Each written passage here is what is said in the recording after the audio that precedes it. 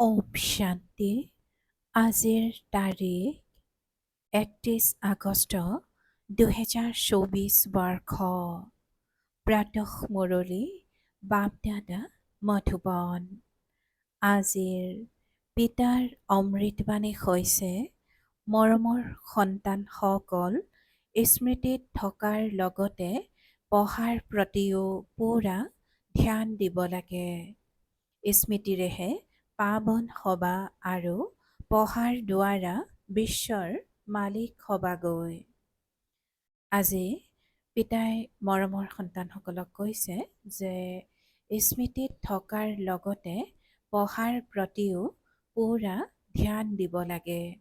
স্মৃতিৰেহে পাৱন হবা আৰু পঢ়াৰ দ্বাৰা বিশ্বৰ মালিক হবাগৈ। আৰু আজিৰ প্ৰশ্ন, জলপানী ল'বৰ বাবে কোনটো পুৰুষাৰ্থৰ দৰকাৰ? পিতাই উত্তৰত কৈছে, জলপানী ল'বলৈ হ'লে সকলো বস্তুৰ পৰা মমত্ব আঁতৰাই দিয়া। ধন, সন্তান, ঘৰ আদি একোৱেই যাতে স্মৃতিলৈ নাহে। কেৱল শিৱ বাবাহে যাতে স্মৃতিত থাকে, সম্পূৰ্ণ আহুতি দিয়া, তেতিয়াহে উচ্চ পদ প্ৰাপ্তি হ'ব। বুদ্ধিত এইটো নিচা থাকিব লাগে যে মই কিমান ডাঙৰ পৰীক্ষাত উত্তীৰ্ণ হওঁ। আমাৰ কিমান উচ্চ পঢ়া আৰু পঢ়াওঁতাজন স্বয়ং দুখহৰ্তা সুখকৰ্তা পিতা। সেইজন আটাইতকৈ মৰমৰ বাবাই আমাক পঢ়াই আছে। ওম শান্তি। আত্মিক পিতাই আত্মিক সন্তানসকলক বুজায় আৰু পঢ়ায়, তেন্তে সন্তানসকলৰ কিমান নিচা থাকিব লাগে। আত্মাই নপঢ়ে জানো? আত্মাই সংস্কাৰ লৈ যায়, শৰীৰটো ছাই হৈ যায়। সেয়েহে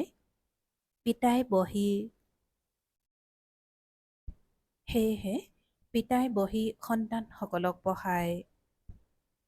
আত্মাসকলে বুজি পায় যে আমি পঢ়োঁ, যোগ শিকোঁ। আত্মাসকলে বুজি পায় যে আমি পঢ়োঁ আৰু যোগ শিকোঁ। পিতাই কৈছে, স্মৃতিত থাকিলে তোমালোকৰ পাপ খণ্ডন হ'ব। পতিত পাৱনটো হৈছে এজনেই পিতা। ব্ৰহ্মা বিষ্ণু শংকৰক পতিত পাৱন বুলি ক'ব জানো? লক্ষ্মী নাৰায়ণক ক'ব জানো? নকয়। পতিত পাৱনটো হয়ে এজন। গোটেই জগতক পাৱন কৰি তোলোতা এজনেই। তেওঁ তোমালোকৰ পিতা।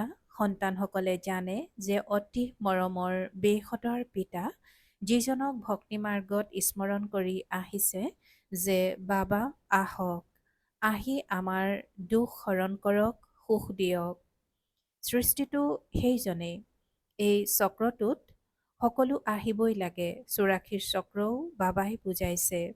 আত্মাইহে সংস্কাৰ লৈ যায়। আত্মাই জানে যে এই মৃত্যুলোকৰ পৰা অমৰলোকলৈ অথবা নৰকৰ পৰা স্বৰ্গলৈ যাবলৈ আমি পঢ়োঁ। তোমালোক সন্তানসকলক পুনৰাই বিশ্বৰ মালিক কৰি তুলিবলৈ পিতা আহে। তোমালোক কিমান উচ্চ পৰীক্ষা উত্তীৰ্ণ হ'বলৈ গৈ আছা। শ্ৰেষ্ঠতকৈও শ্ৰেষ্ঠ পিতাই পঢ়াই আছে। যি সময়ত বাবাই বহি পঢ়ায়, তেতিয়া নিচা বাঢ়ে। বাবাই প্ৰবলভাৱে নিচা জগাই তোলে। পিতা আহেই অমৰলোকৰ লায়ক কৰি তুলিবলৈ। ইয়াততো কোনো লায়ক নাই। তোমালোকেও জানা, আমি লায়ক দেৱতাসকলৰ আগত মূৰ দোৱাই আহিছোঁ। এতিয়া পুনৰাই বাবাই আমাক বিশ্বৰ মালিক কৰি তোলে। গতিকে সেইটো নিচাত থাকিব লাগে। এনেকুৱা নহয় যে ইয়াত নিচা বাঢ়ে, আকৌ বাহিৰলৈ গ'লে নিচাই কমি যায়। সন্তানসকলে কয়, বাবা, আমি আপোনাক পাহৰি যাওঁ। আপুনি অপবিত্ৰ সৃষ্টিত, অপবিত্ৰ শৰীৰত আহি আমাক পঢ়ায়, বিশ্বৰ মালিক কৰি তোলে। তোমালোক সন্তানসকলে বিশ্বৰ ৰাজ্যভাগ্যৰ বহুত ডাঙৰ লটাৰী প্ৰাপ্ত কৰা, কিন্তু তোমালোক হোৱা গুপ্ত। সেয়েহে এনেকুৱা উচ্চ পঢ়াৰ প্ৰতি ধ্যান দিব লাগে। কেৱল স্মৃতিৰ যাত্ৰাত থাকিলেই কাম নহ'ব, পঢ়াও জৰুৰী। ৮৪ চক্ৰ কেনেকৈ লগায়, এয়াও বুদ্ধিত ঘূৰি থাকিব লাগে। তোমালোকে বুজি পোৱা, বাবাই অতি প্ৰবলভাৱে নিচা জগাই থাকে। তোমালোকৰ দৰে ডাঙৰ ব্যক্তি কোনো থাকিব নোৱাৰে। তোমালোক মনুষ্যৰ পৰা দেৱতা হৈ যোৱা। বিশ্বৰ মালিক তোমালোকৰ বাহিৰে আন কোনোবা হৈছে জানো? খ্ৰীষ্টিয়ানসকলেও চেষ্টা কৰে বিশ্বৰ মালিক হ'বলৈ, কিন্তু বিধিয়ে নকয় যে তোমালোকৰ বাহিৰে বিশ্বৰ মালিক আন কোনোবা হ'ব। তেনেকুৱা কৰি তোলোতা পিতাহে হ'ব, অন্য কাৰো শক্তি নাই। তোমালোক সন্তানসকলৰ বহুত ভাল মগজৰ অৰ্থাৎ বুদ্ধিৰ দৰকাৰ।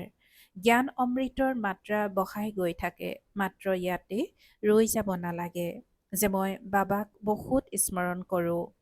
স্মৃতিৰেহে পাৱন হৈ যাবা, কিন্তু পদো পাব লাগে। পাৱনটো শাস্তি খাই হ'লেও সকলো হ'বই লাগিব, কিন্তু পিতা আহে বিশ্বৰ মালিক কৰি তুলিবলৈ। শান্তিধামলৈতো সকলোৱে যাব, গৈ সকলো কেৱল বহি যাব লাগে জানো?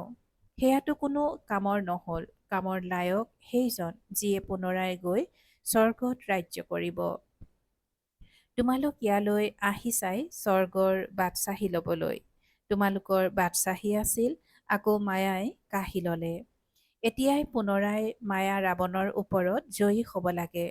বিশ্বৰ মালিক তোমালোকেই হ'ব লাগে। এতিয়া তোমালোকক ৰাৱণৰ ওপৰত বিজয় প্ৰাপ্ত কৰাই, কিয়নো তোমালোক ৰাৱণ ৰাজ্যত বিকাৰী হৈ গৈছা। সেইবাবে মনুষ্যক বান্দৰৰ লগত তুলনা কৰা হয়। বান্দৰ বহুত বেছি বিকাৰী, দেৱতাসকলটো সম্পূৰ্ণ নিৰ্বিকাৰী। এই দেৱতাসকলেই 84 জন্মৰ পাছত পতিত হয়। পিতাই কয়, তোমালোকৰ হাতত যি ধন, সন্তান, শৰীৰ আদি আছে, সকলোৰে পৰা মমত্ব আঁতৰাই দিয়া। চহকীসকলটো ধনৰ পিছত মৰে, মুঠিত পইচা আছে সেয়া এৰি নিদিয়ে। ৰাৱণৰ কাৰাগাৰত পৰি থাকিব, কুটিৰ ভিতৰত কোনোবা ওলাব, যিয়ে সকলো বস্তুৰ পৰা মমত্ব আঁতৰাই বান্দৰৰ পৰা দেৱতা হ'বগৈ। যিসকল চহকী লোক বহুত লাখপতি আছে, মুঠিৰে পইচা ধৰি আছে, তাতে তেওঁলোকৰ প্ৰাণটো আছে। গোটেই দিন ঘৰ সংসাৰ, গাড়ী, সন্তান আদিয়ে স্মৃতিত আহি থাকিব। তেওঁলোকৰ স্মৃতিতেই মৰি যাব। পিতাই কয় যে অন্তিমত যাতে অন্য একো বস্তুৱেই স্মৃতিলৈ নাহে, কেৱল মামেকম অৰ্থাৎ কেৱল মোক স্মৰণ কৰা, তেতিয়া জন্ম জন্মান্তৰৰ পাপ নাশ হৈ যাব।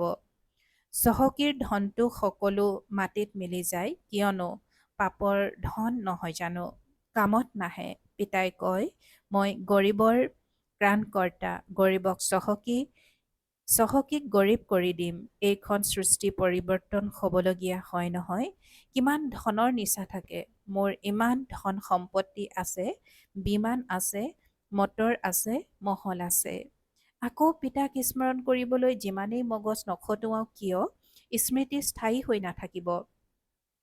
বিধিয়ে নকয় কোটিৰ মাজত কোনোবাহে ওলাব, বাকী সকলেতো ধনকেই স্মৰণ কৰি থাকিব। পিতাই কয়, দেহ সহিত যিবোৰ দেখিছা সেয়া সকলো পাহৰি যোৱা। ইয়াতেই যদি আবদ্ধ হৈ থাকা, তেন্তে উচ্চ পদ পাব নোৱাৰিবা। বাবাই পুৰুষাৰ্থ নকৰাব জানো? পিতাই কৈছে যে বাবাই পুৰুষাৰ্থ নকৰাব জানো? তোমালোক ইয়ালৈ আহিছা নৰৰ পৰা নাৰায়ণ হ'বলৈ, তেন্তে এই ক্ষেত্ৰত যোগো পুৰা থাকিব লাগিব। পিতাই আজি কৈছে যে তোমালোক ইয়ালৈ আহিছা নৰৰ পৰা নাৰায়ণ হ'বলৈ, তেন্তে এই ক্ষেত্ৰত যোগো পুৰা থাকিব লাগিব। কেৱল এজন শিৱ বাবাৰ বাহিৰে কোনো বস্তুৱেই, ধন, সন্তান আদি একোৱেই যাতে স্মৃতিলৈ নাহে, তেতিয়াহে তোমালোকে উচ্চৰো উচ্চ বৃত্তি ল'ব পাৰিবা, উচ্চ পুৰস্কাৰ পাব পাৰিবা। তেওঁলোকে যেতিয়া বিশ্বত শান্তিৰ ৰায় দিয়ে, তেতিয়া সস্তীয়া অৰ্থাৎ মেডেল পায়, তাতেই আনন্দিত হৈ যায়। এতিয়া তোমালোকে কি পুৰস্কাৰ পোৱা? তোমালোক বিশ্বৰ মালিক হোৱা। এনেকুৱা নহয় আমি 5ৰ পৰা 6 ঘণ্টা স্মৃতিত থাকিলেই লক্ষ্মীনাৰায়ণ হৈ যামগৈ, নহয়। বহুত যত্ন কৰিব লাগে। অন্তিমত একমাত্ৰ শিৱ বাবাহে যাতে স্মৃতিত থাকে, অন্য একোৱেই যাতে স্মৃতিলৈ নাহে। তোমালোক অতি উচ্চ দেৱতা হ'বলৈ গৈ আছা। পিতাই বুজাইছে, তোমালোকে পূজ্য আছিলা, আকৌ মায়াই পূজাৰী পতিত কৰি দিয়ে। তোমালোকক জগতৰ লোকে কয় আপোনালোকে ব্ৰহ্মাক দেৱতা বুলি মানে নে ভগৱান বুলি মানে? তেতিয়া কবা আমিতো নকওঁ যে ব্ৰহ্মা ভগৱান। আপোনালোক আহি বুজি লওক। তোমালোকৰ ওচৰত ভালৰো ভাল চিত্ৰ আছে। ত্ৰিমূৰ্তি, গোলক অৰ্থাৎ সৃষ্টিচক্ৰ আৰু কল্পবৃক্ষৰ চিত্ৰ আটাইতকৈ ভাল। আৰম্ভণিৰে পৰাই এই দুখন চিত্ৰ আছে। এই চিত্ৰকেইখনেই তোমালোকৰ বহুত কামত আহিব। লক্ষ্মী নাৰায়ণৰ চিত্ৰ তোমালোকে বিদেশলৈ লৈ যোৱা। ইয়াৰ দ্বাৰাতো জ্ঞান বুজিব নোৱাৰিব। সকলোতকৈ মুখ্য চিত্ৰ হৈছে ত্ৰিমূৰ্তি, গোলক আৰু কল্পবৃক্ষৰ। ইয়াত দেখুওৱা হৈছে কোন কোন কেতিয়া আহে, আদি সনাতন দেৱী দেৱতা ধৰ্ম কেতিয়া সমাপ্ত হয়, পুনৰাই এক ধৰ্মৰ প্ৰতিষ্ঠা কোনে কৰে, বাকী সকলো ধৰ্ম নাশ হৈ যায়। সকলোতকৈ ওপৰত আছে শিৱ বাবা, তাৰ পাছত ব্ৰহ্মা তথা বিষ্ণু, বিষ্ণু তথা ব্ৰহ্মা। এয়াই বুজাব নালাগে জানো? তাৰ বাবেই চিত্ৰ তৈয়াৰ কৰা হৈছে। বাকী সূক্ষ্ম লোককতো কেৱল সাক্ষাৎকাৰৰ বাবে মান্যতা দিয়া হয়। পিতা ৰচয়িতা প্ৰথমে সূক্ষ্ম লোকৰ, তাৰ পাছত স্থূল লোকৰ। ব্ৰহ্মা জানো দেৱতা, বিষ্ণুহে দেৱতা হয়। তোমালোকৰ সাক্ষাৎকাৰ হয় বুজাবৰ কাৰণে। প্ৰজাপিতা ব্ৰহ্মাটো ইয়াত আছে নহয়। ব্ৰহ্মাৰ সৈতে আছে ব্ৰাহ্মণ, যিসকল পাছলৈ দেৱতা হ'বগৈ। দেৱতাটো সুসজ্জিত হৈ থাকে। এওঁলোকক ফৰিষ্টা বুলি কোৱা হয়। ফৰিষ্টা হৈ আহি আকৌ দেৱতা পদ পাব, গৰ্ভমহলত জন্ম ল'ব। সৃষ্টি পৰিৱৰ্তন হৈ থাকে। আগলৈ তোমালোকে সকলোবোৰ প্ৰত্যক্ষ কৰি থাকিবা, ভাল শক্তিশালী হৈ যাবা। বাকী অলপ সময় আছে। তোমালোক আহিছা নৰৰ পৰা নাৰায়ণ হ'বলৈ। অকৃতকাৰ্য হলে প্ৰজা হৈ যায়। সন্ন্যাসী আদিয়ে এই কথাবোৰ বুজাব নোৱাৰে। ৰামৰটো মৰ্যাদাই শেষ কৰি দিছে, যিহেতু এনেকৈ গায়ন কৰে যে ৰাম ৰজা। তেন্তে আকৌ তাত এনেকুৱা অধৰ্মৰ কথা কেনেকৈ হ'ব পাৰে? এই সকলোবোৰ ভক্তিমাৰ্গৰ কথা সেইবাবে গোৱা হয়। মিছা মায়া, মিছা কায়া অৰ্থাৎ শৰীৰ। মায়া পাঁচ বিকাৰক কোৱা হয়, ধনক নহয়। ধনক সম্পত্তি বুলি কোৱা হয়। মনুষ্যই এয়াও গম নাপায় যে মায়া কাক কোৱা হয়। এয়া পিতাই মৰমৰ সন্তানসকলক বুজায়।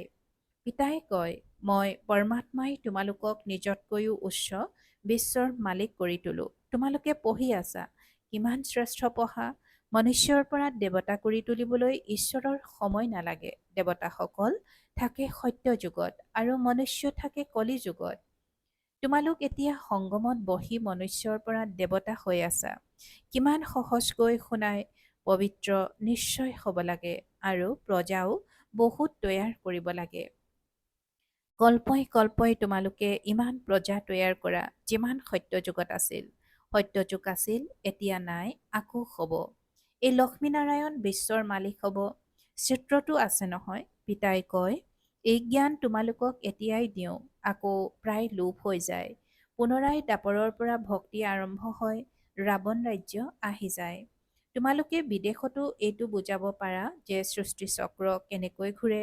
লক্ষ্মীনাৰায়ণৰ চিত্ৰৰ লগত অন্য ধৰ্মৰ লোকসকলৰ সম্পৰ্ক নাই। সেইকাৰণে বাবাই কয়, এই ত্ৰিমূৰ্তি আৰু কল্পবৃক্ষ হৈছে মুখ্য চিত্ৰ। এয়া অতি উচ্চ শ্ৰেণীৰ। কল্পবৃক্ষ আৰু গোলকৰ পৰা বুজি পাব যে এইটো ধৰ্ম কেতিয়া আহিব, যীশুখ্ৰীষ্ট কেতিয়া আহিব। আধালৈ আছে এই সকলো ধৰ্ম, বাকী আধাত আছে। তোমালোক সূৰ্যবংশী, চন্দ্ৰবংশী। ৫,০০০ বছৰৰ খেল। জ্ঞান, ভক্তি, বৈৰাগ্য। জ্ঞান হৈছে দিন, ভক্তি হৈছে ৰাতি। পিতাই কৈছে যে ৫,০০০ বছৰৰ খেল। জ্ঞান, ভক্তি আৰু বৈৰাগ্য। জ্ঞান হৈছে দিন আৰু ভক্তি হৈছে ৰাত্ৰি। তাৰ পাছত বেহদৰ বৈৰাগ্য জন্মে। তোমালোকে জানা এই পুৰণি সৃষ্টিৰ বিনাশ হৈ যাব। সেয়েহে ইয়াক পাহৰি যাব লাগে। পতিত পাৱন কোন, এইটো সিদ্ধ কৰিব লাগে। দিনে ৰাতিয়ে গাই থাকে। পতিত পাৱন সীতাৰাম। গান্ধীয়েও গীতা পঢ়িছিল। তেওঁ এনেকৈ গাইছিল, হে পতিত পাৱন সীতাসকলৰ ৰাম, কিয়নো তোমালোক সকলো সীতা কইনা নহয় জানো? পিতা হৈছে দৰা, আকৌ কৈ দিয়ে ৰঘুপতি ৰাঘৱ ৰাজা ৰাম। এতিয়া তেওঁ হৈছে ত্ৰেতাৰ ৰজা। গোটেই কথাবোৰ বিভ্ৰান্ত কৰি দিছে। সকলোৱে তালি বজাই গাই থাকে। ময়ো ব্ৰহ্মা গাইছিলোঁ। এটা বছৰ খাদীৰ কাপোৰ আদি পিন্ধিছিলোঁ। পিতাই বহি বুজাই যে এওঁ গান্ধীৰ অনুগামী হৈছিল। এওঁতো সকলো অনুভৱ কৰিছে। যি প্ৰথমত আছিল তেওঁ শেষত আহি গ'ল। এতিয়া আকৌ প্ৰথমত যাব। তোমালোকক কয় য'তে ত'তে ব্ৰহ্মাক বহুৱাই দিছে। এয়াও বুজাব লাগে। হেৰ' বৃক্ষৰ ওপৰত থিয় হৈ আছে। কিমান স্পষ্ট। এওঁতো পতিত সৃষ্টিৰ অন্তৰত থিয় হৈ আছে। শ্ৰীকৃষ্ণকো ওপৰত দেখুওৱা হৈছে। দুটা মেকুৰীৰ যুঁজে মাখন শ্ৰীকৃষ্ণই খায়। মাতাসকলৰ সাক্ষাৎকাৰ হয়। তেওঁলোকে বুজে যে তেওঁৰ মুখত মাখন অথবা চন্দ্ৰমা আছে। বাস্তৱত পিতাই কৈছে যে বাস্তৱত বিশ্বৰ বাদশ্বাহী মুখত আছে। বাস্তৱত বিশ্বৰ বাদশ্বাহী মুখত আছে। দুটা মেকুৰীয়ে নিজৰ মাজতে যুদ্ধ কৰে। মাখন তোমালোক দেৱতাসকলে প্ৰাপ্ত কৰা। এয়া হয় বিশ্বৰ বাদশ্বাহীৰূপী মাখন। বোমা আদি সাজিবলৈও বহুত উন্নীতকৰণ কৰি আছে। এনেকুৱা পদাৰ্থ দিয়ে যাতে তৎক্ষণাৎ মনুষ্য মৰি যায়। পিতাই আজি কৈছে যে বোমা আদি সাজিবলৈও বহুত উন্নীতকৰণ কৰি আছে। এনেকুৱা পদাৰ্থ দিয়ে যাতে তৎক্ষণাৎ মনুষ্য মৰি যায়। এনেকুৱা যাতে নহয় যে চিঞৰি থাকিব। যেনেকৈ হিৰোচিমাত হৈছিল। এতিয়ালৈকে বেমাৰী হৈ আছে। গতিকে পিতাই বুজাই, মৰমৰ সন্তানসকল, আধা কল্পলৈকে তোমালোক সুখী হৈ থাকা। কোনো প্ৰকাৰৰ যুদ্ধ আদিৰ নাম নাথাকে। এই সকলোবোৰ পাছত আৰম্ভ হৈছে। এই সকলোবোৰ নাছিল, আগলৈ নাথাকিব। চক্ৰ পুনৰাবৃত্তি নহয় জানো? পিতাই সকলোবোৰ ভালদৰে বুজায়, যিবোৰ সন্তানসকলে পূৰা ৰীতিৰে ধাৰণ কৰিব লাগে আৰু ঈশ্বৰীয় সেৱাত ব্ৰতী হ'ব লাগে। এইখনটো শ্ৰী শ্ৰী সৃষ্টি, ইয়াক বিষয় বৈতৰণী নদী বুলি কোৱা হয়। সেয়েহে সন্তানসকলক পিতাই বহি বুজায়, তোমালোকে নিজক ইমান উচ্চ বুলি নাভাবা, যিমান পিতাই তোমালোকক উচ্চ বুলি ভাবে। তোমালোক সন্তানসকলৰ বহুত নিচা থাকিব লাগে, কিয়নো তোমালোক বহুত উচ্চ কুলৰ। ভাল বাৰু। অতি মৰমৰ কল্পৰ পাছত পুনৰাই মিলিত হোৱা সন্তানসকলৰ প্ৰতি মাতা পিতা বাপ দাদাৰ স্নেহপূৰ্ণ স্মৰণ আৰু সুপ্ৰভাত। আত্মিক পিতাৰ আত্মিক সন্তানসকলক নমস্কাৰ। আৰু আত্মিক সন্তানসকলৰ আত্মিক মাত পিতা আৰু বাপ দাদাৰ প্ৰতি স্নেহপূৰ্ণ স্মৰণ আৰু সুপ্ৰভাত আৰু নমস্কাৰ নমস্কাৰ নমস্কাৰ। আৰু আজিৰ ধাৰণাৰ বাবে মুখ্য সাৰ প্ৰথমতে নিজৰ মগজ অৰ্থাৎ বুদ্ধি ভাল কৰিবলৈ নিতৌ জ্ঞান অমৃতৰ মাত্ৰা বঢ়াব লাগে।